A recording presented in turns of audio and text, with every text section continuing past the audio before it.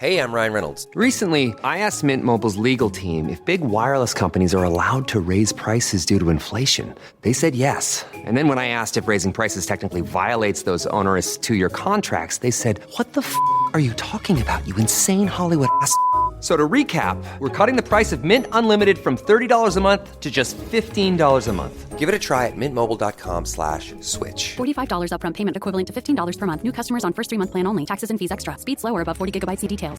This episode is brought to you by Shopify. Do you have a point of sale system you can trust, or is it a real POS? You need Shopify for retail. From accepting payments to managing inventory, Shopify POS has everything you need to sell in person. Go to shopify.com/system, all lowercase, to take your retail business to the next level today. That's shopify.com/system.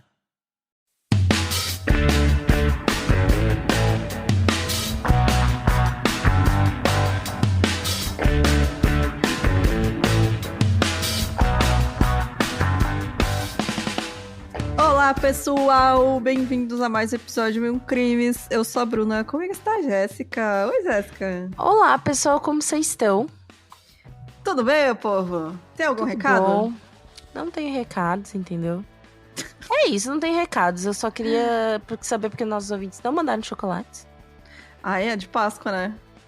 Páscoa. Estamos esperando. Inclusive, eu tenho que ir essa semana na Americanas pra ver o Agora você pega ovo quebrado. Ovo quebradinho, a sobra da Páscoa, a melhor coisa que a tem, sobra da Páscoa. Fica tudo R$10 no máximo. Uhum. Muito Acho bom, que amanhã eu vou bom. fazer isso, sair do meu trabalho, já vou passar na Americanas pra pegar o ovinho quebrado, que é tudo. Delicioso. O recado é só que esse episódio de hoje, sabe aquele meme de não aguento mais história de LGBT triste, drama? Quero LGBT assassino, ladrão, picareta. Então é isso, gente. Estou aqui para atender o pedido de vocês. Mas há controvérsias, viu? Se realmente se trata aí de um caso da pessoa culpada ou não. Então, não tem mais nada a acrescentar, não. É só isso. Bora direto pro caso de hoje.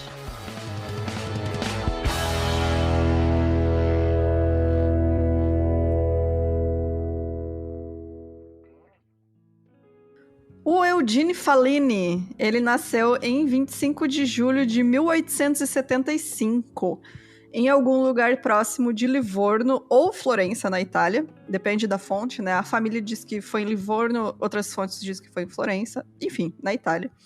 O Eugene era o mais velho de 22 filhos, dos quais 17 chegaram à fase adulta. Como a gente sabe, né? A mortalidade infantil nessa época era muito alta, por isso que o povo tinha muito filho, né? Porque nem todos chegavam à idade adulta. E o Eugene, na verdade, ele foi designado mulher ao nascer. Porém, a gente vai se referir a ele no masculino e tratá-lo pelo nome masculino, né, de Eugene, porque foi assim que ele se apresentou durante toda a sua vida. A não ser quando ele foi obrigado, né, a trocar de nome, enfim, se tratar no feminino. Como em muitos casos antigos em que não se tinha o entendimento atual do espectro de gênero, né, a gente não tem como afirmar se o Eugene era um homem trans, se ele era transmasculino, se ele era não binário, etc., porque ele mesmo nunca falou sobre isso, né? Muito a gente comum. só pode deduzir que é transmasculino mesmo, né? Mas... Exato, Porque ele se referia no masculino, né? Então, sim. Né? Enfim, até porque eu acho que nem ele tinha esse entendimento, né, na época. Se hoje em dia há ainda uma confusão, né, para as pessoas trans entenderem o próprio gênero, né, porque a gente vive numa sociedade cisnormativa, né? Uhum. Imagina nessa época, né? Então...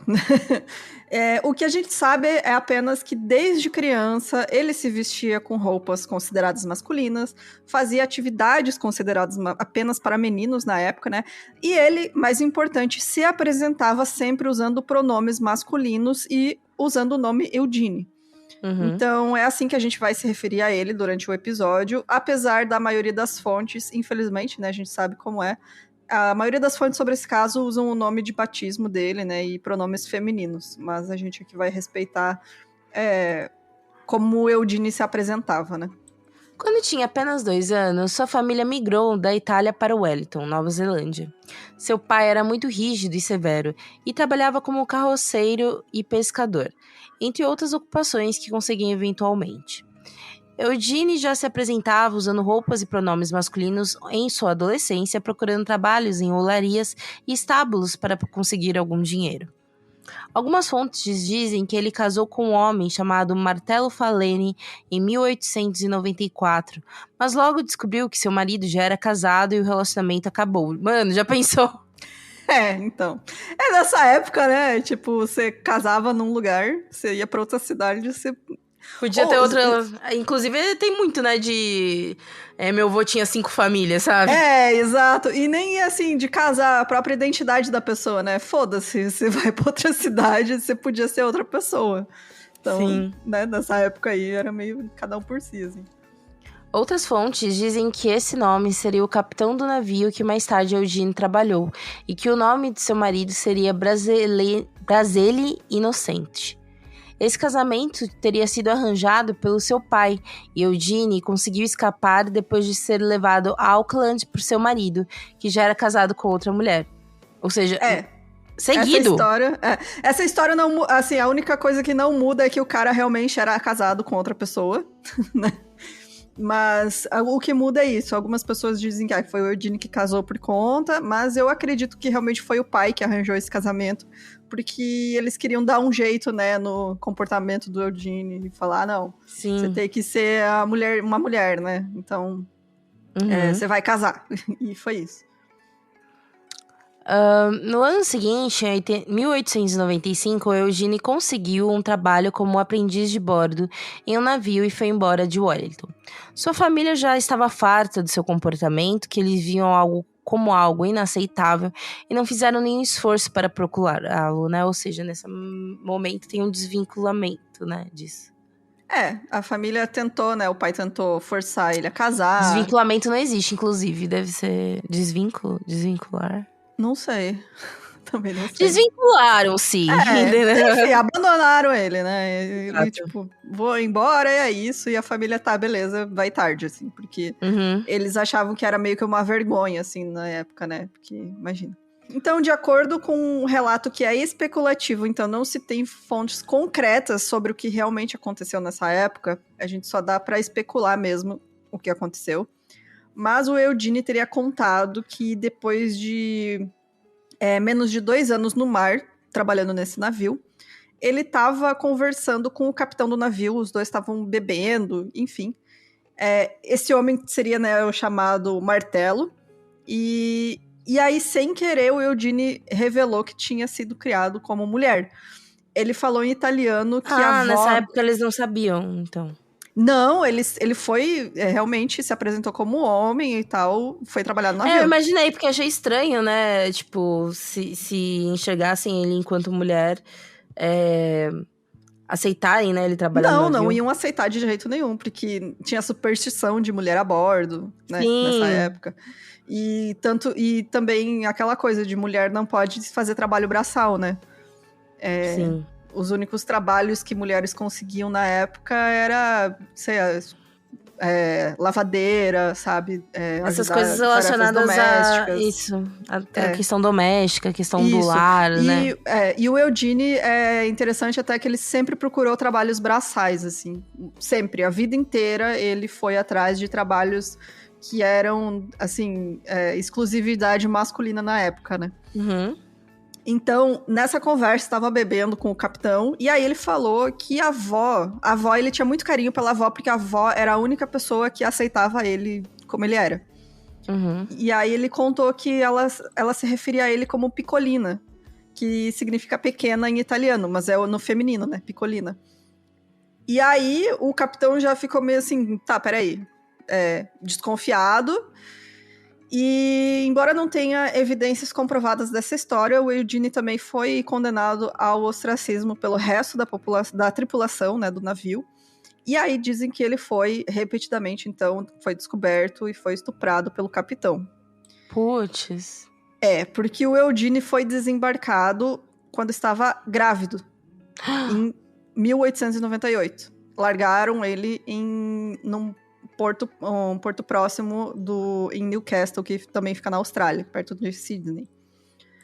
Então, assim... Ai, não por nada não, mas... Ai, homem, né, gente? Dá pra confiar. Eu realmente acho que foi isso que aconteceu, porque o Eugene, a vida inteira dele, ele não demonstrou interesse por homens, sabe? Uhum.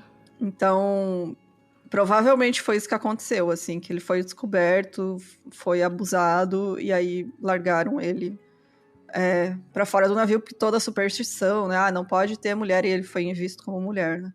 Uhum. E aí ele estava grávido. Independente de qual é a verdadeira história, né? A gente não sabe. O fato é que o Eugene realmente foi descoberto como não sendo um homem cisgênero. Pra quem não sabe, cisgênero é a pessoa que se identifica com o gênero que foi designado ao nascer, né? Então, ele foi largado grávido na Austrália. E aí foi morar em Sydney, onde deu à luz a uma menina chamada Josephine Crawford Faleni.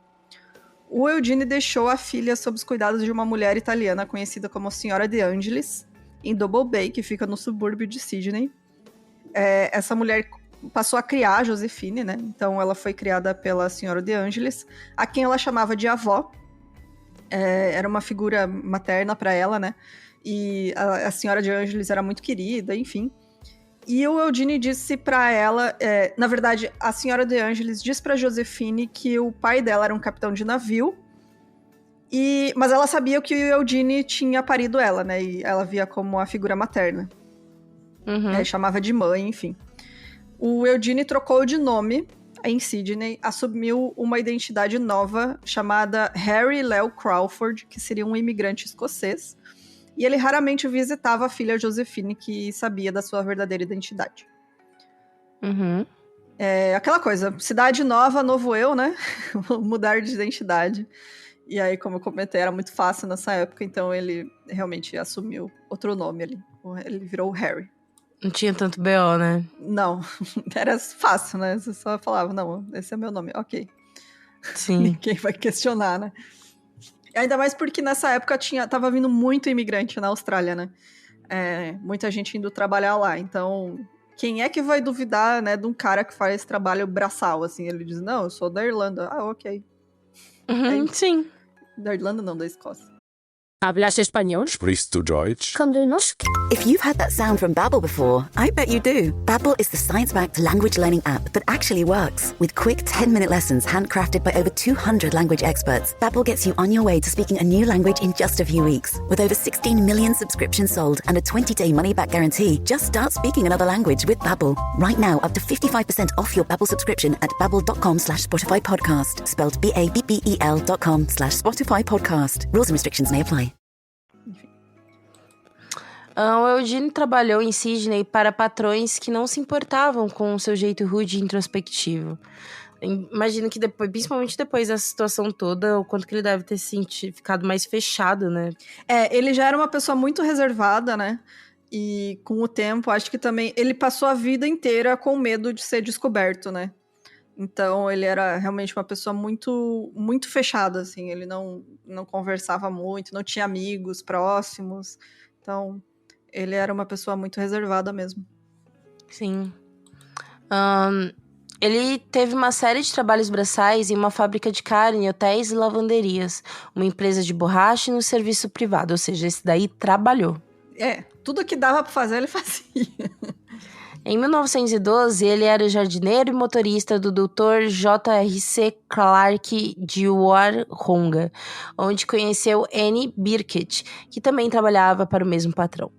Uma viúva com um filho de 9 anos chamado Harry, Annie fazia trabalhos domésticos para os Clarkes e com o tempo havia economizado uma boa quantidade de dinheiro. Eugene levava Annie e seu filho para passeios de charrete para visitar o circo. O casal de namorados resolveu deixar o serviço e abrir uma confeitaria em Balmain.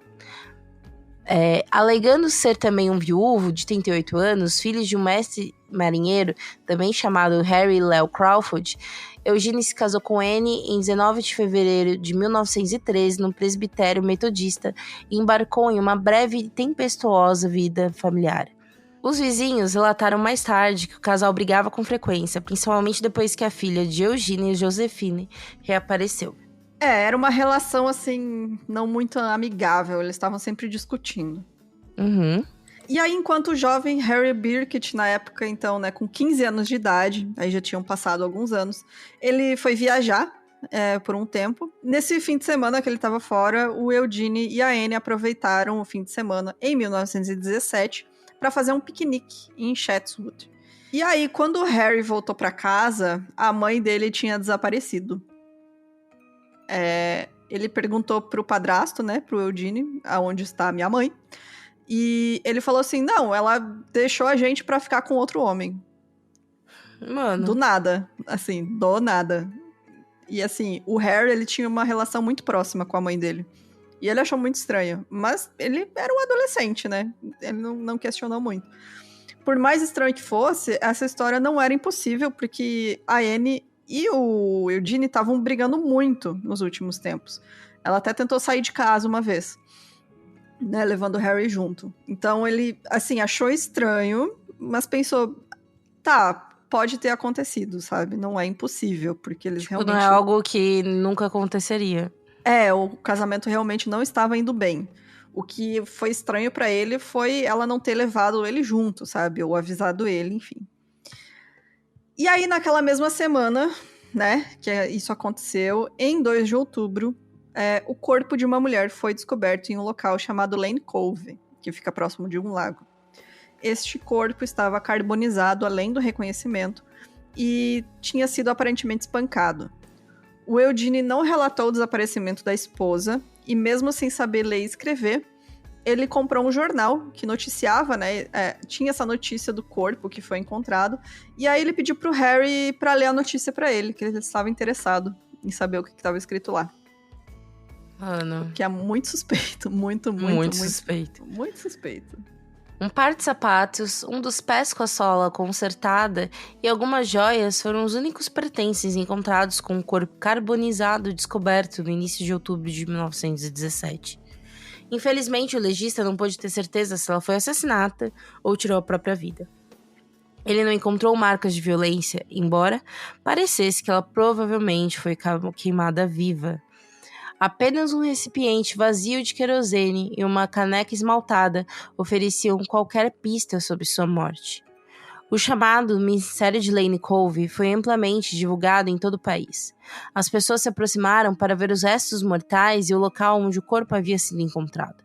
Tragicamente, foi revelado que muitas jovens estavam desaparecidas em Sydney nessa época, mas essa vítima parecia não ser uma delas.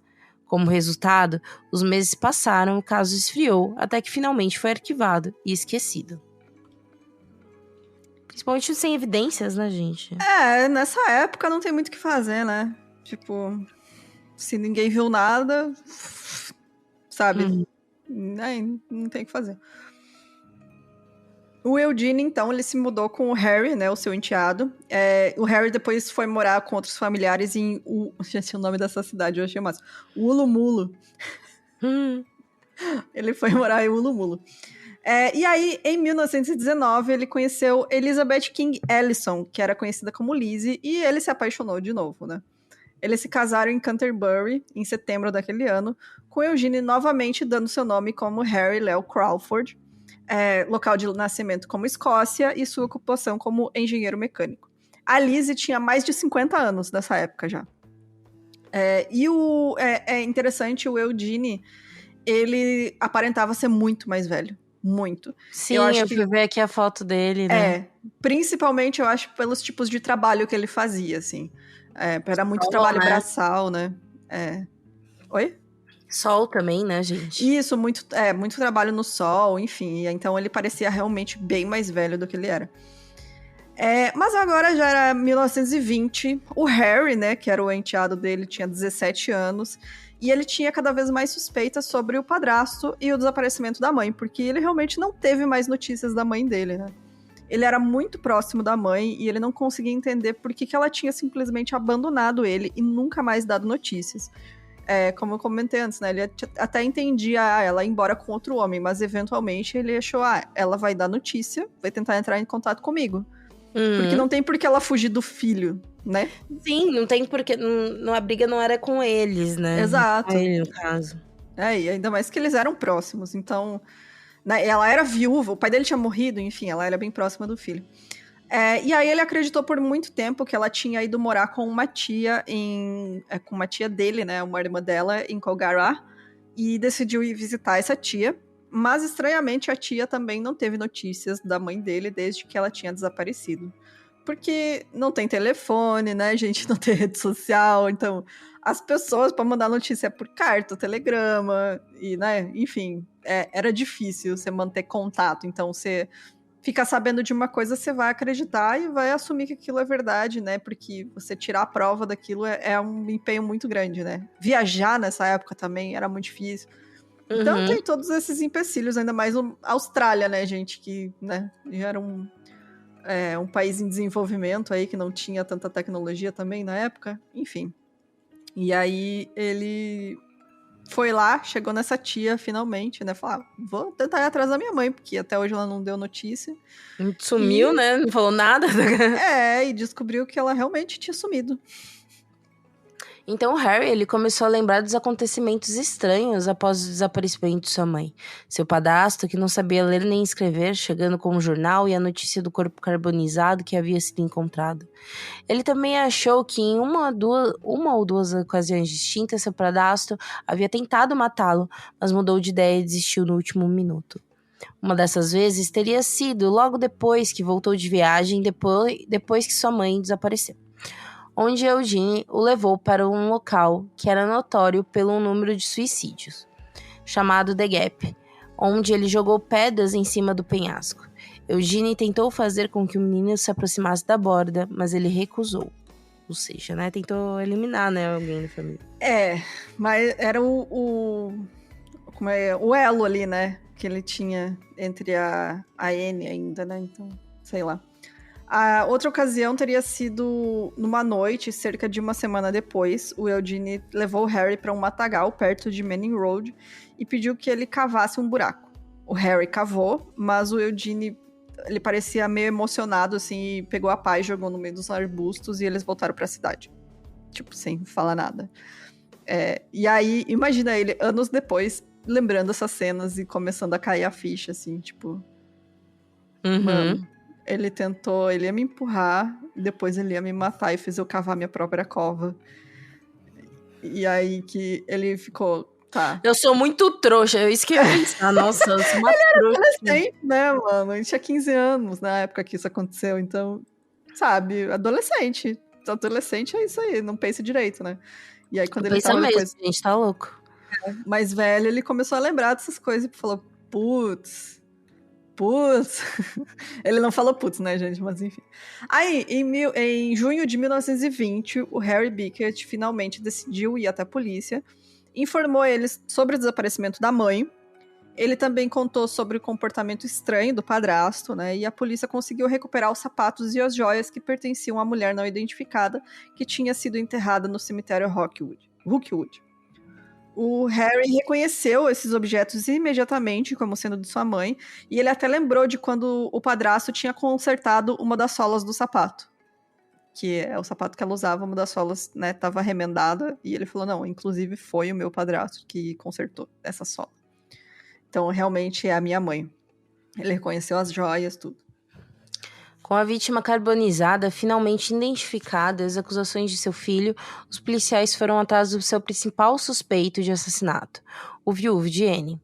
Harry Crawford foi preso em 5 de junho de 1920 no Empire Hotel, em Annandale, onde trabalhava sob suspeita de assassinar Anne Bickert. Ele seria mantido na prisão até enfrentar o tribunal no que seria um caso de assassinato doméstico bastante comum. No entanto, o caso estava prestes a se tornar notório e ganhar as manchetes dos jornais da Austrália quando Eugene pediu para ser mantido em uma cela para mulheres. O pedido, sendo mais absurdo, foi imediatamente rejeitado. Porém, Eugene revelou o seu maior segredo da vida, né? Que ele não era um homem cisgênero. E obviamente que ele fez isso com receio, né? Do que poderia acontecer Medo. Na prisão. Exatamente. Poxa, muito medo. ele não tava numa prisão e aconteceu aquele tipo de violência, né? E até hoje em dia, né, gente? Acontece inúmeros casos de mulheres trans e homens trans em alguns lugares do mundo, não só no Brasil, mas também no Brasil, de muitas vezes serem encarcerados juntamente, tipo, com com, tipo assim, mulher trans ser encarcerada com homens, sabe? Uhum. E Ué. acaba sofrendo violência, né? E realmente foi isso, ele tinha muito medo, né? E o Eugene, nessa época, ele tava morando com a Elizabeth em uma casa em Stanmore. Ele pediu que a esposa não recebesse a notícia, né, de que ele era transgênero. Ele falou, não, por favor, não contem pra ela. E assim, a gente fica imaginando, né? Acho que nessa época era mais fácil manter esse segredo, assim, né? Entre quatro paredes. Porque se você pegar as relações que os casais tinham, era muito mais impessoal, né? E na própria questão sexual, assim, porque eles encontraram na casa deles uma mala de couro trancada, que era do Eugene, e tinha um artigo, né? Que na verdade era, tipo, era um vibrador, que não vibra, né, gente? Era um pinto de borracha e madeira. Dildo. Era um dildo, isso aí. É o que não vibra, chama dildo, né? Aham. Que ele usava, né, nas relações com a esposa, que se imagina que ele também usava com a Anne. E aí você pensa nessa época, né, como os casais... Era um negócio tão reprimido, né, o sexo. Tipo, tão reprimido que as pessoas transavam de roupa, sabe? Era um negócio assim. Então, tipo, dá pra você imaginar como, né, as mulheres realmente não desconfiavam, né? Sim. Porque... É que hoje em dia, tipo, alguns caras trans usam a prótese, né? Uhum. Enfim, né? Que dá pra usar tanto pra uma questão de necessidade fisiológica, fazer xixi e tal, quanto nessa parte sexual. Imagina, talvez ele tenha feito isso na época dele, né? Exatamente, não se sabe como ele conseguiu, se ele mandou fazer. Eu acho que ele fez, assim, porque ele, né, ele trabalhava com várias coisas. Eu acho que era de madeira, né? Então... Era de madeira, borracha, enfim. Então, eu acredito que ele que tenha feito. Mas é assim que as mulheres realmente elas não sabiam. Né? Como você fica, como assim ele manteve o segredo, não tinha relações com ela. De intimidade diferente, né? Quando a gente pega nesse aspecto cultural também. Isso, exatamente, né? Uma época muito mais repressiva, né? Em relação a sexo e tal, tipo... Dentro do uma próprio não conversava com a outra, né? Sobre sexo. E dentro do próprio... Mesmo, apesar do casal ser casado, não quer dizer que eles vão transar todo dia, sabe? Era um negócio bem, né? Rígido, assim. Então, é isso, né? E o advogado dele, o Maddox Cohen, não pediu fiança. E aí, os restos mortais da Anne foram exumados, né? Mas uma segunda autópsia, incluindo exames de raio-x, não revelou nenhuma informação nova e o corpo dela foi liberado para a família para enterro em Woronora. E aí, na audiência de custódia, em agosto de 1920... as testemunhas incluíram o dentista, né, que fez a dentadura postiça que foi encontrada com os restos mortais da Anne, e a irmã da Anne, chamada Lily Nugent, que também identificou uma pedra preciosa encontrada com o corpo como pertencente à falecida. Isso porque uma das defesas do Eugene era de que aquele corpo não era da Anne. Que ela tinha só sumido. O que, né? Jurou, né? Pra boi dormir, né? Porra, a mulher sumiu. Foi abduzida, né? E aí o Harry, né? O filho da Anne, ele testemunhou que a mãe só se casou com o Eugene porque ele era muito persistente. Ele disse, assim, inclusive, que ele só fez avanços pra casar com a Anne, e, enfim, cortejou ela, depois que ele descobriu que ela tinha aquele dinheiro guardado. Que era uma boa quantia de dinheiro guardada.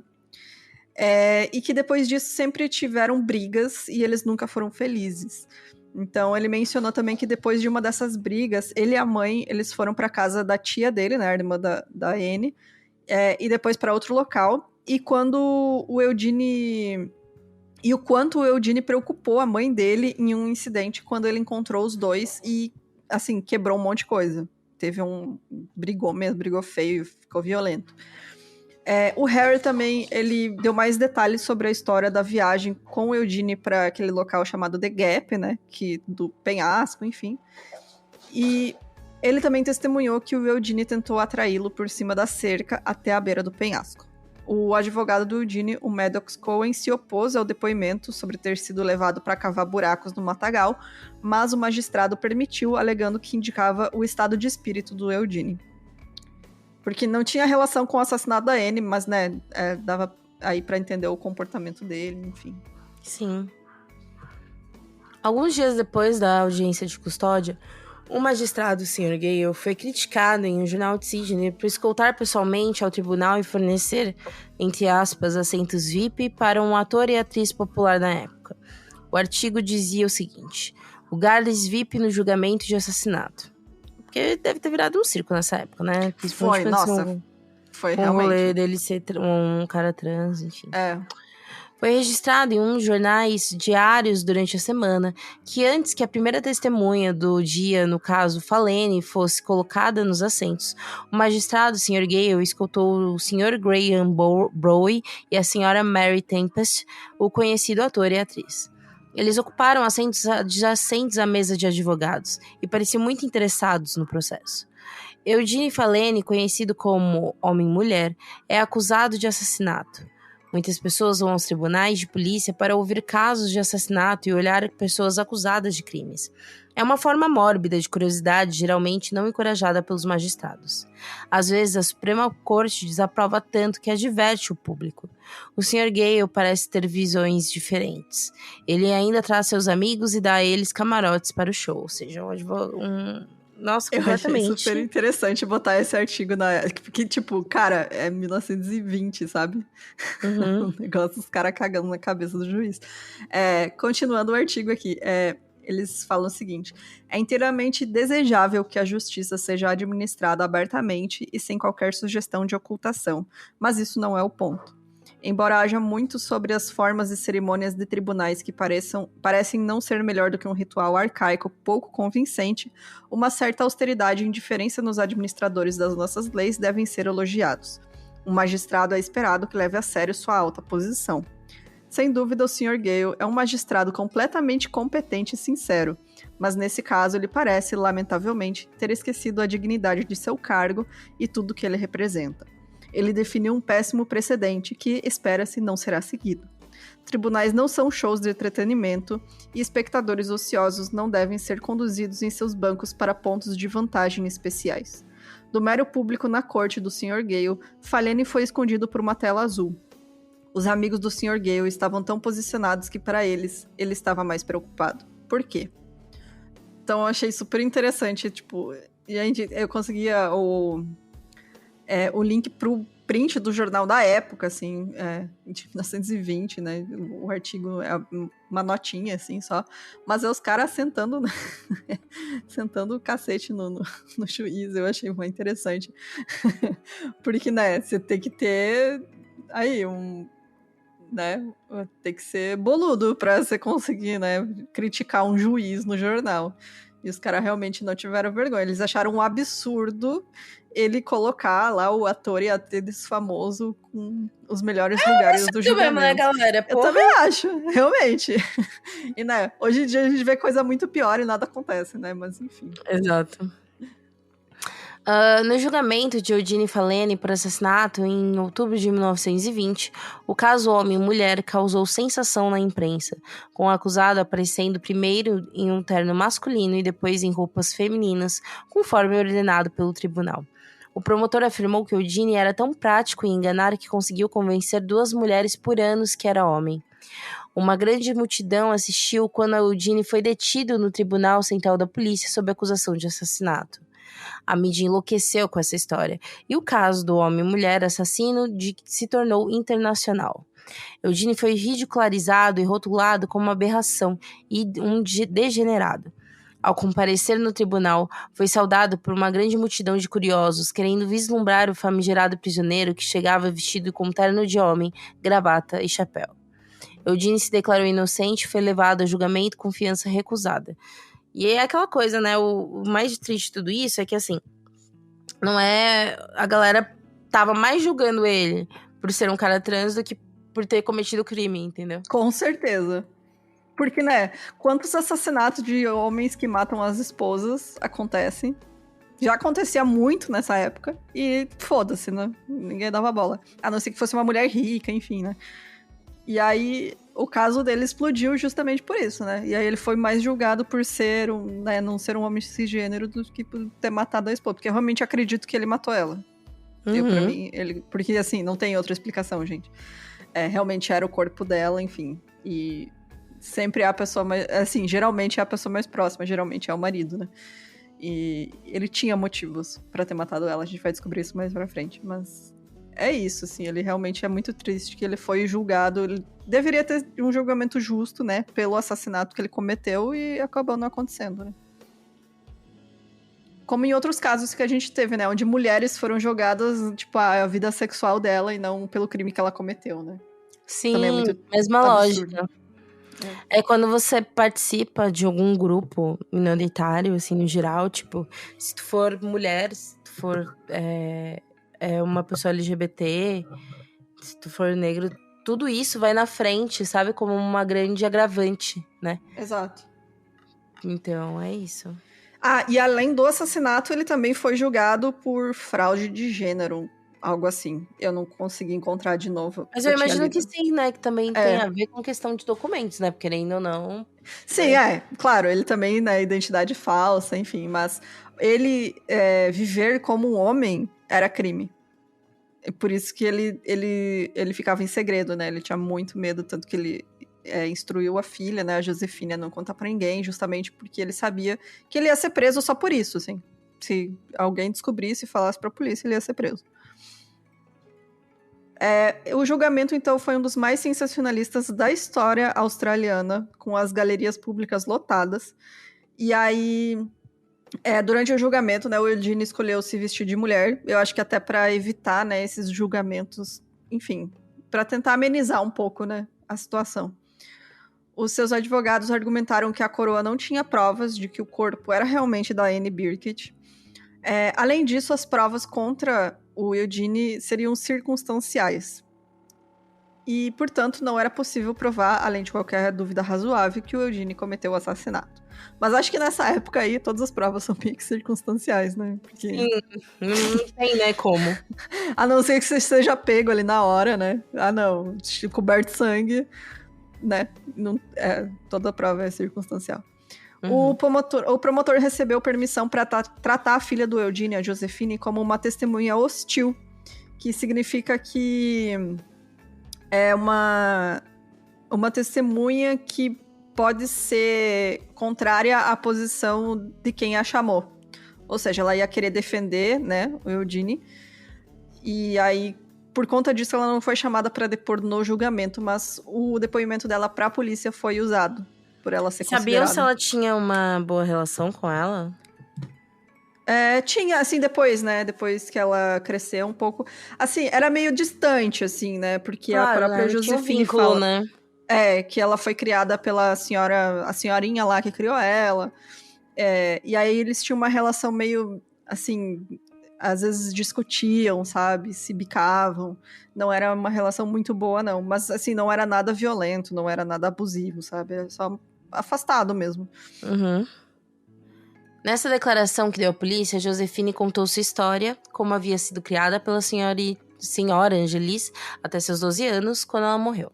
Então, Eugene a levou para morar com ele e Annie, e contou a Josefine que Annie acreditava que ele era, na verdade, um homem cis.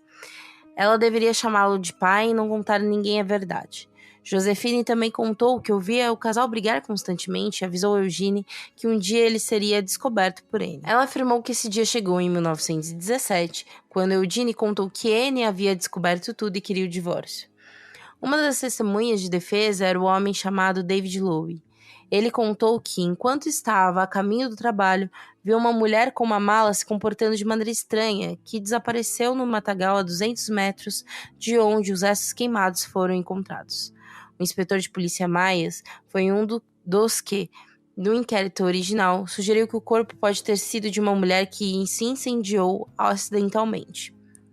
A defesa era isso, de que o corpo não era da Annie, seria dessa mulher estranha, que ou teria se suicidado ou foi acidental, né? E que não tinha prova suficiente para acusar o Eugene.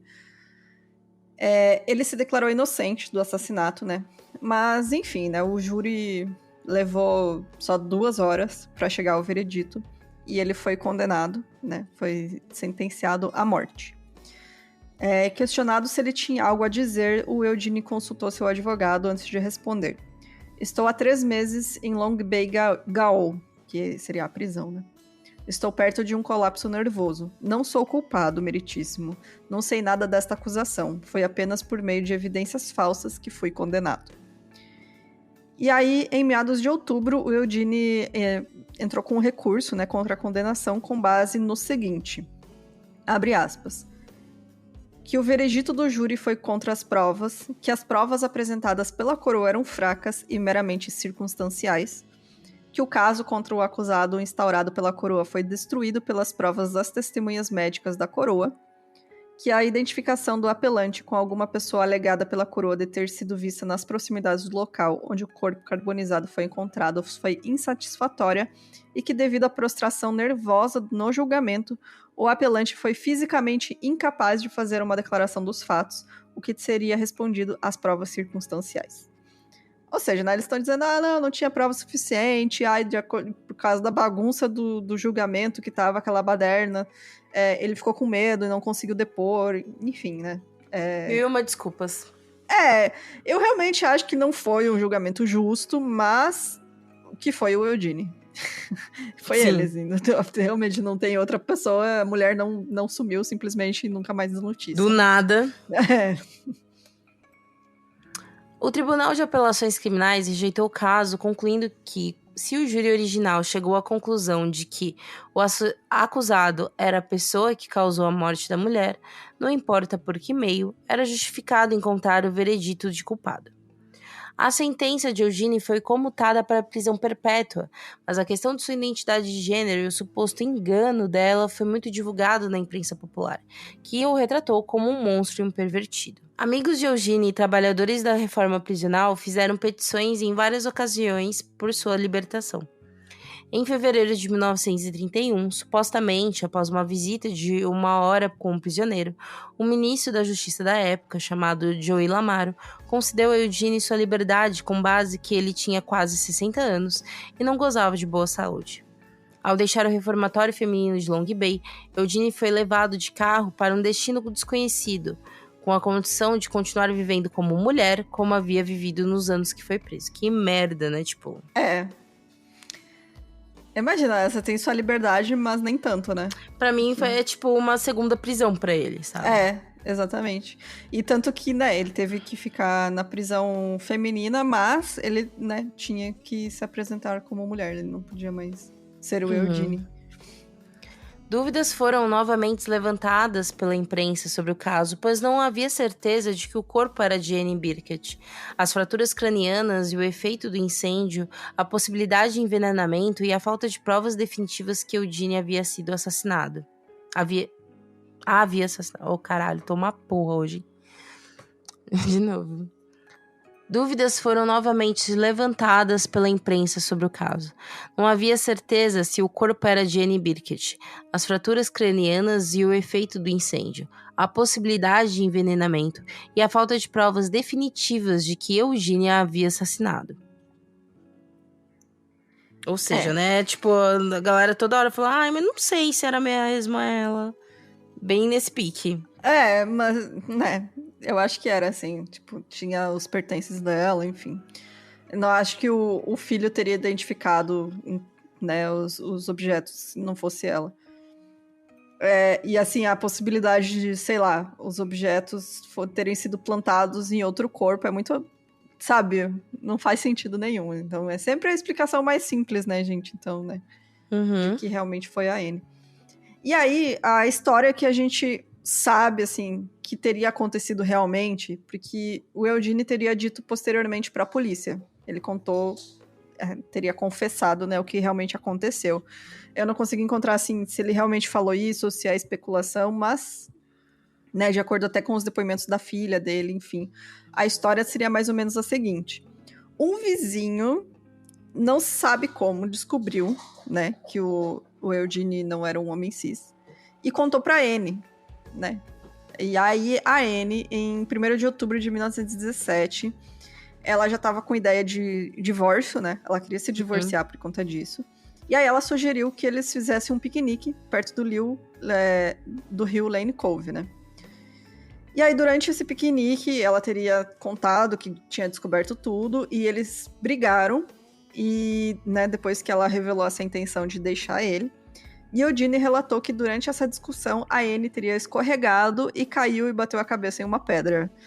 O que pra mim só acontece em filme, né? Tipo, caiu, bateu a cabeça e morreu. Ele disse que tentou salvar ela, mas ela morreu em minutos. E em pânico que ele fosse investigado e exposto, né, como sendo transgênero, ele tentou queimar o corpo pra ela não ser identificada. Pra mim, eu não acredito nessa história. Eu acho que até a parte da discussão, ok, aconteceu. Mas como ele já tinha um histórico de violência, né, de ter quebrado coisas, não ter batido nela, mas ele, né, em um ataque de raiva, quebrou um monte de coisa da casa deles. E aí, pra mim, tipo, ele se sentiu ameaçado porque ela descobriu, né, a identidade dele. E ele matou ela pra não ser descoberto. Pra mim, é isso que aconteceu, assim.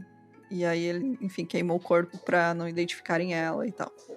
Mas eu acredito realmente que foi isso que aconteceu. E aí ele disse, não, foi sem querer, né? Pra tentar tirar ali o peso do que ele tinha feito.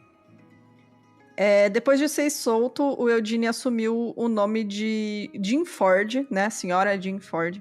E se tornou proprietário de uma pensão em Paddington, em Sydney. E aí, em 9 de junho de 1938, ele foi atropelado por um carro na Oxford Street.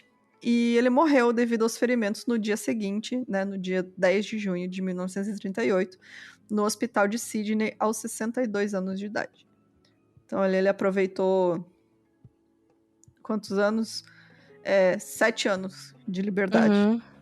E morreu atropelado, que é muito triste, né, cara? Tipo, sim. Mas é aquela coisa, né? Aproveitando aquelas, né? Porque por lei ele tinha que se apresentar enquanto mulher de novo, né? Exatamente. Ele só foi identificado por meio de impressões digitais e as 1.000 libras que ele tinha ganhado com a venda do negócio da pensão, pouco antes do acidente, encontrados em sua bolsa. O inquérito retornou um veredito de morte acidental. Algumas pessoas teorizam que ele teria se jogado na frente do carro e cometido suicídio, enfim.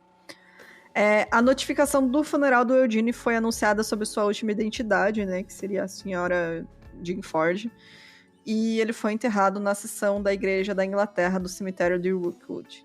E assim, acabou a história do Eugene. Tá aí, gente, que vocês criam. Inclusive, a história é ótima pra quem fala que quando você vai falar sobre uma questão LGBT e trans, fala, essas coisas acontecem hoje em dia. Exatamente. Tudo kit gay. Nossa, antigamente não tinha essas coisas, não. Porra, o cara nasceu em 1800, tá ligado? Gente, 1875 ele nasceu. 1875. Exato. Desde criança. Que direto a gente vê, ai, nossa, não existe, que é absurdo hoje em dia. Claro. Né? Mas realmente é um caso muito interessante, porque só ficou famoso por conta disso, por conta da identidade de gênero dele, assim, porque senão seria só mais um caso esquecido aí na história de um marido que matou a esposa, sabe? Mas realmente eu acho muito interessante, né, trazer como essa questão do LGBTfobia, né? A gente passou tantos anos e ainda tá nessa, né, gente? Ainda tá nessa, numa luta ainda. Não mudou muita coisa, não, assim, infelizmente. Sim. Tem mais algum comentário a fazer, amiga? Amiga, nenhum comentário por agora. É isso. Então, bora para os comentários dos ouvintes, então. Bora!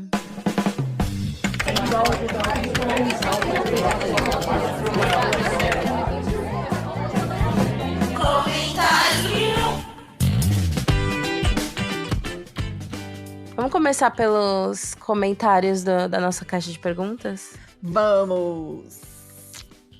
Primeiramente, tem um monte de gente perguntando da Fabi, mas eu acho que talvez sejam pessoas que ouvam. Nossa, tô ótimo hoje. Ouvam. Pessoas que ouvam. Um monte de... Fazer uma piada nada a ver. Mas, enfim. Talvez sejam pessoas que ouvem, principalmente os principais, né? Mas a Fabi, ela continua com os mini episódios. Isso, gente. E sim, ela pode participar daqui, gente, do principal. Não estamos brigados. Não estamos brigadas, Tem gente fazendo fofoca aí no... Eu adorei. Não, Mas- gente, a Fabi realmente teve um tempo aí que ela precisou focar no trabalho e aí ela ficou só nos medinhos. E pra ela deu certo. Pra gente também, essa dinâmica deu Sim. muito certo. É porque pra ela tava complicado, porque a gente tinha que adequar horários, enfim. Isso, mas é isso, gente. A gente não tá brigando. Não. Aí, nesses últimos episódios também, minis, né? Acabei eu fazendo justamente por questão de trabalho mesmo. A Fabi tava aí apertada com prazos e tal, e aí eu cobri pra ela. Aqui uma ajuda a outra. Exato. Quando uma não pode, a outra assume. É porque o filho é das 3, então... É isso, gente. Tá tudo certo, tá? Não precisa se preocupar. Deixa eu ver. Eu vou ler o comentário da Ana Carolina. Ela falou assim: nesse caso, vemos que 1, o europeu ferra com tudo, e 2, a mente humana é muito estranha e sensível. Além desse caso, me lembraram outros em que o homem da família mata todo mundo em crises familiares. Beijos. Realmente, né? Tem muitos casos aí de aniquiladores de família. Normalmente, né, agora, hoje em dia, né, no mundo moderno, que não era no mundo das colônias, esses casos acontecem por questões financeiras, principalmente, né? Quando o homem que é o provedor da casa, que, né, se coloca ali como sendo o sustento da família, ele começa a perder dinheiro e aí ele, né, racionaliza ali que, não, a minha família, prefiro que a minha família morra do que perca a qualidade de vida. E aí ele mata todo mundo. Porque, né, Você vê casos muito parecidos, né? Só que em outras realidades culturais, mas ainda assim, né? Exatamente. E, né, claro, tem outros casos também em questão de surto psicótico, como foi esse caso, né, que a gente comentou do Swift Runner. Tem 2 episódios que são parecidos, 2 comentários são parecidos, por isso que eu vou ler os 2. Um da Suzana Martins dizendo que, meninas, esse episódio me lembrou o episódio Supernatural, que se baseia realmente na lenda dos povos originários. E nesse episódio tem o Corey Montley, o fim do Glee, né? Que falecido, né? Infelizmente. I love you, gatas. Obrigada, Thalita. E também, quer dizer, obrigada, Suzana. E a Thalita falou que é um episódio que conheceu essa lenda do Índigo vendo Supernatural.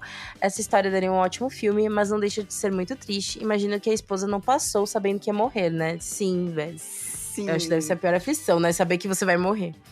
Mas uma coisa que eu acho interessante, que eu era muito... Eu até tô pensando em rever. Porque eu gostava muito de Supernatural. Amiga, é muito ruim. Mas é muito ruim, mas eu gosto. É muito ruim, bom. mas é aquele ruim pastelão que a gente gosta. Tipo, não é assim, eu gosto, não sei vocês, gente, mas eu não gosto que toda série que eu tenho que ver tem que ser profunda, reflexiva. Não, pô, a gente e, precisa sabe? desligar o cérebro também, né? Tipo, gente, eu gosto de Vampire Diaries, né? Eu gosto de umas besteirinhas. É bom umas besteirinhas, sabe? Que você vê, É bom passar o fofoca e tal. tempo, né? E o Supernatural eu gostava justamente por isso, porque nos últimos temporadas que ficou, né, um bolo doido, mas as primeiras temporadas, quando eles iam investigar as questões sobrenaturais e tudo mais, eu amava, porque depois eu ia pesquisar cada qual era o episódio era bicho uma daquele lenda, episódio, né? Era muito bom. Sim, era muito bom. Inclusive, esse do Wendigo é um dos primeiros episódios, porque eu revi ano passado a primeira temporada, porque eu queria assistir de novo, né? Eu parei na quinta, eu acho, que eu não aguentei. Eu acho que todo mundo para por aí, porque começa... Começou a ficar muito ruim. Não, começa, tipo, eu ficava realmente muito confusa quantas vezes o Dean lá foi pro inferno. Eu não sabia mais quantas vezes ele foi, voltou, assim, voltou. Pra mim, eu não lembro se foi o final da 4ª ou da 5ª temporada, que ele volta a última vez e vê a mulher lá que ele gostava, que ele amava, com o filhinho. E aí termina assim a temporada e depois vem a parte dos titãs, enfim. Aí eu falei, gente, era um final perfeito pra série aquilo lá. Sim. Sabe, o que eu gostava da série era quando ela saía da caixinha. Tipo assim, quando tinha aqueles episódios que mostrava como seria a vida paralela deles, mostrava, tipo, a vida real deles. Ou quando era, tipo, teve um episódio que era assim, tipo, que eles paravam num mundo paralelo, onde tinha, tipo, uma Comic Con e, tipo, colocaram coisas que os fãs faziam de verdade, tipo, eles lendo lá uma fã que shippava os dois, a gente é irmão, sabe? Sim, é que era uma pessoa que era, tipo... médium, né? E aí ela tipo, pegava assim, ela tinha visões deles e escrevia livros, né? De romance. Exato. Não dá. Pra mim, esses episódios não dá. Eu amava, gente. E aí, eu vou voltar a assistir, porque também eu preciso de alguma coisa pra distrair. Vamos Veja o Vampire Diaries, gente. Eu gostei. Mas era bacana aí o Superneto. Deixa eu ver. Eu ia falar mais alguma coisa, mas eu acabei esquecendo. Instagram? Ah, não! O comentário da Ed Plop. Ela falou assim, pelo amor de Deus, precisamos de um EP sobre surtos de foliadu. Acho que escreve assim, sim. Que é em francês, foliadu. Esse episódio foi incrível pra ouvir no dia dublado, enquanto trabalho. Obrigada pela companhia, meninas. Obrigada. Gente, foliadu é uma... Assim, é realmente impressionante, porque seria basicamente o Loucura 2. São pessoas que surtam porque a outra está surtando, assim. E aí tem casos muito, muito bizarros. Inclusive um que aconteceu alguns anos atrás de 2 irmãs que, tipo, surtaram no meio da rodovia. Acho que foi nos Estados Unidos, se eu não me engano. E, tipo, elas foram até atropeladas e saíam correndo, gritando, sabe? Uns negócios muito doidos, assim. Elas dizendo que estavam sendo perseguidas. E pessoas que nunca tiveram histórico de nenhum transtorno, nenhum, sabe? E aí, do nada, entraram numa paranoia, assim, as duas. E é muito bizarro esses casos. E realmente, eu vou tentar juntar aí uns casos de foliadu e trazer um episódio aí pra vocês, porque eu também acho fascinante. Vamos ver aqui no Instagram, né? Insta. Deixa eu ver. Deixa aqui, peraí. Aqui, ó.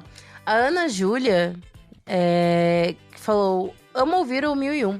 Já ouvi todos os episódios várias vezes, porque infelizmente vocês não são uma inteligência artificial que faria 10 episódios por dia. Mas tenho procrastinado em fazer um comentário. Dá pra saber quem fez o roteiro quando a Jéssica relata que a pessoa cometeu 27 atrocidades absurdas e a Bruna responde com pois é. Aí nossos comentários às vezes são muito, né? Não tem muito a acrescentar, não. Pois é. É porque também dá pra você perceber, gente, quando, tipo, uma se interessa mais pelo episódio. Porque assim, exato. Se a Bruna escreveu, eu tenho dúvidas. Se eu escrevi, a Bruna tem dúvidas. Exatamente. Entendeu? A gente representa vocês ouvindo também. Exatamente. Até a gente acha até interessante esse lance de talvez não ouvir tanto. Tipo, ler, saber, ter noção, mas não necessariamente ler tudo, pesquisar, sabe? Né? Pesquisar, isso. Né? Só uma pesquisa e a outra age meio como ouvinte, assim. E tem as dúvidas. Mas, gente, ó... Se vocês apoiarem a gente, talvez... Se a gente se dedicar somente ao podcast, minhas queridas... 3 episódios por dia. Mentira. Mas, assim, ó... Gente, realmente. A gente conseguiria fazer mais, né? Conseguiria. Com certeza, conseguiria. Eu vou ler o comentário da Jade, Jedi Like My Mother Before Me. Ela tá sempre comentando aqui. Aí ela falou o seguinte: agora que eu ouvi vários pontos. 1. A frase da Jéssica: os problemas começaram com o Homem Branco. Deveria ser o título na capa do todo livro de história. 2. Eu também adoro saber sobre mente humana, por isso fui estudar neurociência. Vivo caindo nesses buracos negros da Wikipédia, aprendendo sobre síndromes e patologias. Não conhecia essas culturais. Chocada. 3. Sim, faço um episódio sobre epidemias psicológicas bizarras. Eu adoro esses. Além da de dança e de risadas, teve uma de mordidas em um convento no século XV, que uma freira começou a morder as colegas e depois a mania espalhou entre outras compulsivamente. Isso se chama apocalipse zumbi. Gente, que terror, ainda em freira, né? Que negócio capeta, sim, e tem que ser, tipo, num lugar bem distante da cidade, onde elas não podem recorrer. De doenças esquisitas tem a síndrome de Cotard, que as pessoas acham que já morreram, que estão até em estado de putrefação. Isso eu já tinha ouvido falar, se não sabia o nome. Que a pessoa acha não sabia, que morreu, não. Tá apodrecendo. A pessoa acha que tá em decomposição. Nossa, outro dia eu tava lendo sobre síndromes estranhas, inclusive. Tem umas síndromes de relação à dismorfia, né, corporal, enfim. Sim, realmente. É bizarro, daquela galera que, por exemplo, quer ser amputada, enfim. Exato, quer viver sem uma perna. É bem estranho. E 4, eu amei quando vocês falaram do meu comentário do Nona Bomber, sair falando pra todo mundo, kkk. Finalmente reconhecida pelos meus talentos de palestrinha. Adoro o trabalho de vocês. Beijos. Muito obrigada. Sou eu. De acordo com o Vitor Ecari, disse: uma dica pra se afastar do Índigo, ó. Vou mandar pra Fabi quando ela for pra gringa. Espere até as 3h33 da madrugada, apague as luzes. A hora do capeta, né? Acenda uma vela e fale o nome dele 3 vezes de costas pro espelho. Depois vire rapidamente para olhar no espelho, nem fudendo. Mas é o Índigo ou é a loira do banheiro? Fudendo. Pelo amor de Deus, vocês estão chapados? Ai, mano, pelo sério. amor de Deus, gente. Mas sabe, agora abrindo meu coração, ultimamente eu ando acordando às 7 horas da manhã. Tem uma hora do semi-capeta? Porque assim, é a hora toda do meio vez... besta, né? Que é 333. Caralho, como você é idiota. Ai, mano. Outra coisa interessante é que a Maia Rodrigue e também quer ver aqui? O Luiz Rosa também entenderam minha piadinha sobre o Bisão. Que é muito difícil a vida do Bisão. Tá? Obrigada.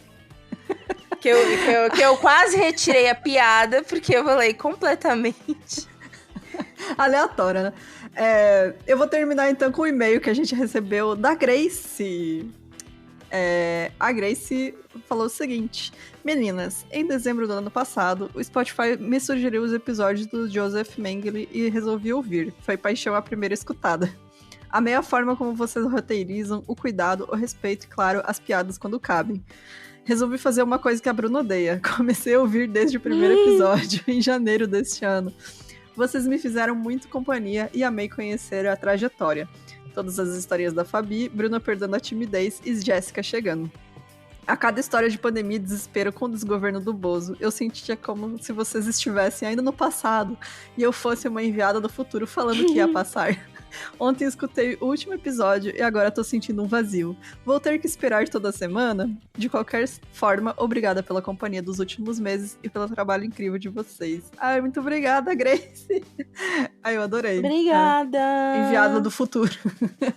Não, gente, passou, tá tudo bem. Deu tudo bem. Nossa, ainda bem. Certo. Tipo, porque olha, eu precisaria de um recadinho desse, de tá tudo bem. Porque, nossa, era só desespero. 2020, né? Manda lá um recado pra nós em 2020. Ó, não, nossa, tá tudo certo. Vai passar. Vai passar. Vai melhorar a situação. Mas é isso, gente. Muito, muito obrigada. Adoro quando a gente recebe uns e-mails assim de vocês, também. Contando a trajetória de vocês com o podcast. E é isso então, né? Tem mais algum recado? Não? Mais um comentário? Não tem mais nenhum recado, gente. Se quiserem mandar chocolate pra gente, a gente tá aceitando aí. A Bruna tá aceitando em Portugal. Estou aceitando em Portugal. Inclusive, beijo aqui pra Carla, que tá escutando a gente. Conheci a Carla, a gente foi tomar café com ela. A Carla é uma querida. E aí a gente precisa marcar uma jantinha agora, porque ela prometeu que ia fazer comida pra mim. Tô cobrando ao vivo, hein? Vou cobrar no episódio. Gosto assim, entendeu? Prometeu, tem que cumprir. Mas a gente, né, conversou a tarde inteira, não tirou uma foto, né? Porque 2 pessoas que não tiram foto, a gente esqueceu de tirar foto, então tá aí. Próxima a gente tira foto. Tem que marcar a próxima para tirar foto. E marcar um encontrinho aqui em Portugal também. Se quiser, então... gente, também, ó, podem me ajudar com passagem. Ajuda a passagem da Jéssica também. Pra ela vir participar do encontrinho aqui. Mas é isso, gente. Essa semana vai ter a live, tá? Fiquem ligados no Instagram, que vou fazer. E é isso. Então, se você quiser nos apoiar, aí escutar as gravações ao vivo toda segunda-feira às 19 horas, entra lá no nosso site, milcrimes.com.br, vai ter todos os jeitos de você nos apoiar financeiramente. Se você quiser mandar um e-mail com seus comentários, sugestão de caso, manda pra gente no milcrimes@gmail.com. E se você tiver uma história aí de medinhos de fantasma, de stalker, de assombração, de qualquer coisa, manda para o milmedinhos@gmail.com pra gente ficar mais organizado, que a gente tava se perdendo no e-mail principal com todas as historinhas. Às vezes eu ia lá, né, olhar os comentários e abria uma história de, sei lá, de ET, e eu falava, não quero olhar isso aqui, pelo amor de Deus. Mas é isso, gente. Muito, muito obrigada. Beijos e até semana que vem. Até semana que vem, gente.